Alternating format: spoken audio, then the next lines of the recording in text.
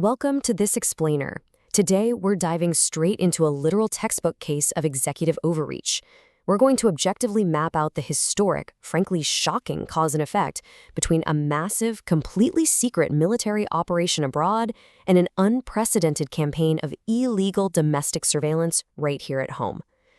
So, let's unpack the story of the Nixon administration, the secret bombing of Cambodia, and the infamous wiretaps that followed. Here's our roadmap for today. We're going to cover the secret Cambodia campaign, how the press breaks the story, how the White House reacts, bypassing FBI protocols, the resulting culture of suspicion, and finally, the final fallout. Let's get right into it. Section 1, the secret Cambodia campaign, a hidden war. Now, take a look at this. The reality on the ground was just staggering. Across Cambodia, which, remember, was a technically neutral nation during the Vietnam War, there were 113,716 individual bombing sites.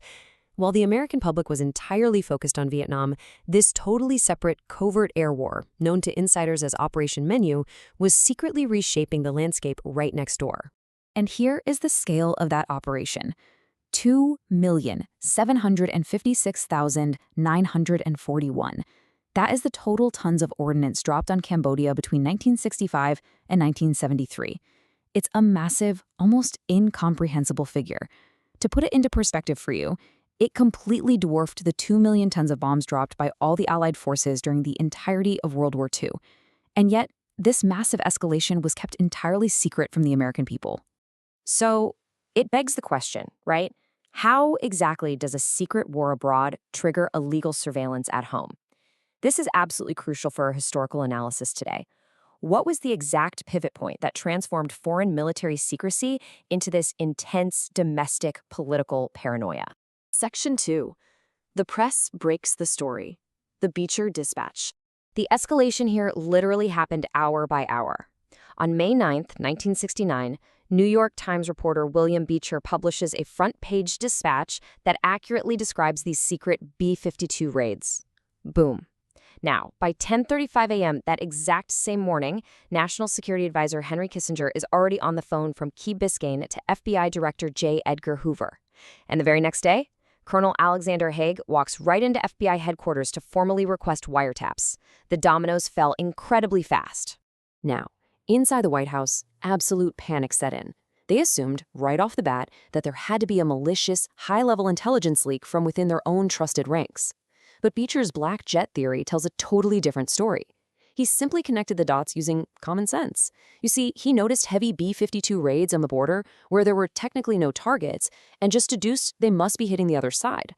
So what the government classified as a massive treasonous security breach was actually just fundamental observant journalism. Section 3. The White House reacts. Paranoia sets in. This is wild. From J. Edgar Hoover's own notes of that May 9th phone call, we can actually see the intense personal tension and, frankly, the panic gripping the administration. Kissinger demanded, quote, "Destroy whoever did this if we can find him, no matter where he is." End quote. Kissinger took a highly aggressive posture here. He was desperate to make an example of a leaker, mostly to deflect any suspicion away from his own National Security Council office. And the chain of command for this operation left absolutely no room for doubt. The directive flowed straight from the absolute highest authority, President Nixon and Henry Kissinger, down through military aides, specifically Alexander Haig, and directly over to FBI officials William Sullivan and J. Edgar Hoover. So make no mistake, this wasn't some rogue operation. This was directly ordered from the very top. Section 4. Bypassing FBI protocols. Executive overreach. Now, you have to understand, standard FBI procedures for espionage were strictly documented, and they typically targeted foreign spies or organized crime figures. But this was completely different.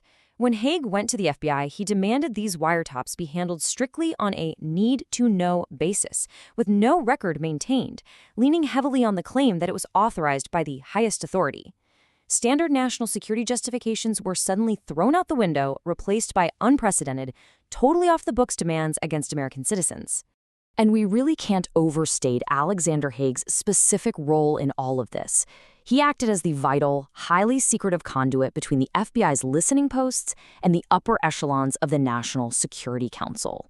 He wasn't just dropping off a request and walking away. No, he actively managed the program, he collected the transcripts, and he funneled those surveillance summaries directly back to Kissinger's desk for years. Section 5. A culture of suspicion, targeting the NSC. Just imagine being a dedicated government staffer inside the administration at this time. The paranoia was terrifying. Take Morton Halperin, an NSC staffer. He was targeted simply because Nixon distrusted him, even though Kissinger himself knew Halperin wasn't even aware of the Cambodia operation. Then you have Helmut Sonnenfeld and Daniel Davidson, who were targeted entirely for their past associations with Democrats. It's a classic witch hunt. Targets weren't chosen based on actual evidence of leaking, but purely on political paranoia and personal rivalries. As you'd expect, the impact on the working environment was just devastating.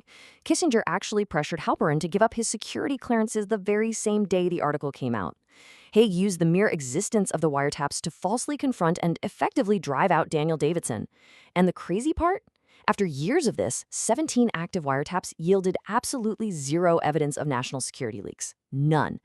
As President Nixon himself later admitted, the tapes produced nothing but, in his words, gossip and bullshitting. Which brings us to Section 6, the final fallout, constitutional consequences. Just as the secret carpet bombing represented this unaccountable destruction abroad in Cambodia, the resulting wiretaps represented an unaccountable destruction of civil liberties right at home. It's a dark parallel. The strict secrecy of the military campaign necessitated the absolute illegality of the domestic surveillance. And that brings us to the historical resolution of this whole ordeal. When the secrecy finally broke, the system did eventually correct itself. The wiretap program was considered so egregious that it became a central element of Article 2 of the impeachment articles drafted against Richard Nixon in 1974. Meanwhile, the public outcry over the unchecked bombing led Congress to pass the 1973 War Powers Resolution, trying to rein in presidential military authority. And, in a vital moment of delayed legal accountability, Henry Kissinger finally settled a lawsuit with Morton Halperin in 1992, decades later, formally admitting moral responsibility for the illegal surveillance. So as we wrap up this explainer, I want to leave you with this to think about. Where exactly does the line between legitimate national security interests and illegal domestic overreach lie today?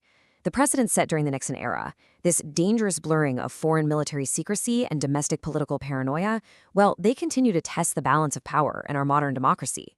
Thank you so much for joining me today to unpack this fascinating and highly consequential piece of history.